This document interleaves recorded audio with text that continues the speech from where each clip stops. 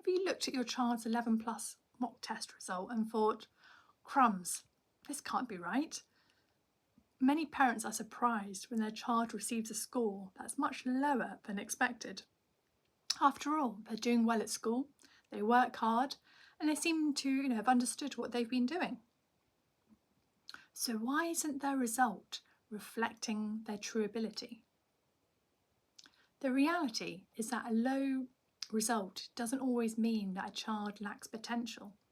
In many cases, there are specific, hidden factors that prevent children from showing what they're truly capable of achieving under timed conditions.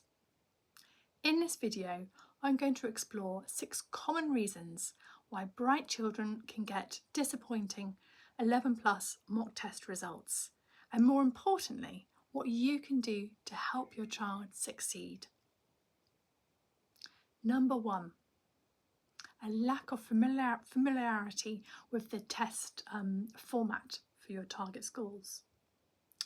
A child may perform really well in school tests, but even capable children can sometimes lose many marks because they have insufficient experience of how questions are actually presented in their target school's papers. Here's how you can help. Choose one type of question each week, such as inference, vocabulary in context, or a type of creative writing prompt. And help your child get familiar with how those questions are typically asked. Ask them if it's comprehension. What clues in the passage help you, come to that conclusion? This helps children recognise that it's beneficial to keep going back to the text to help them with their answers and to help them see patterns as well in exam questions. When children know what to expect of the format, they can spend their mental energy getting good at solving the answers rather than figuring out each time what the examiner is asking. Number 2, weak exam technique under time conditions. Some children naturally work more slowly and carefully than others, but they must learn to balance accuracy with speed.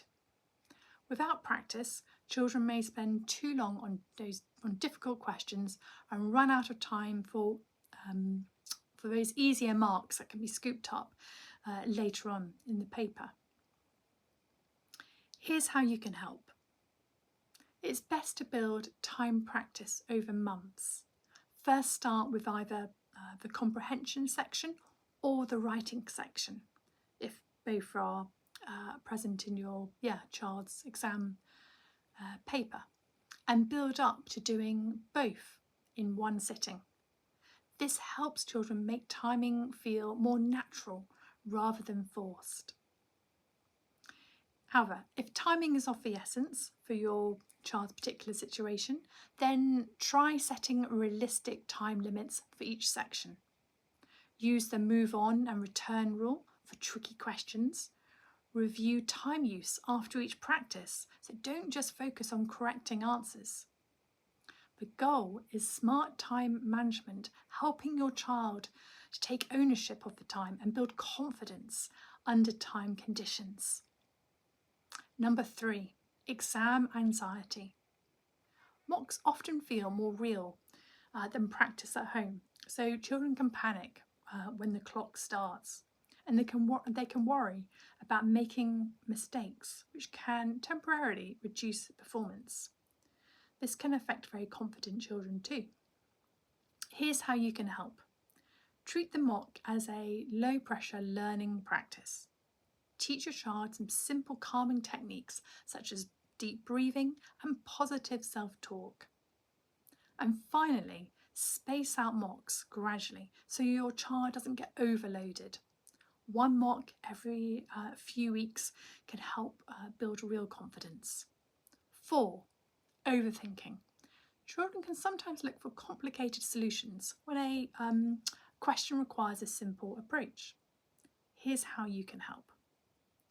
Ask your child, what is the question actually asking, do you think? And encourage them to use the number of marks available for each question to help them identify when a short answer is required or when a longer, deeper, more thoughtful analysis is needed. And 5, gaps hidden by high ability. Some children who coast in school English, they rely on their natural ability, but mocks have a habit of exposing particular areas that they haven't needed to get really good at, so such as vocabulary or creative writing structure. Here's how you can help. It's best to avoid dwelling on past scores, because progress comes from steady skill building right over time rather than replaying the same errors.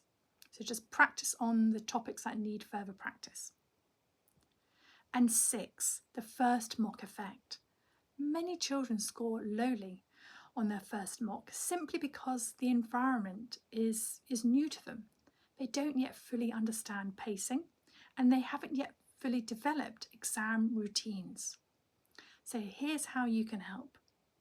Use the first couple of mocks to familiarise your child with simply getting used to going into a new hall with many students.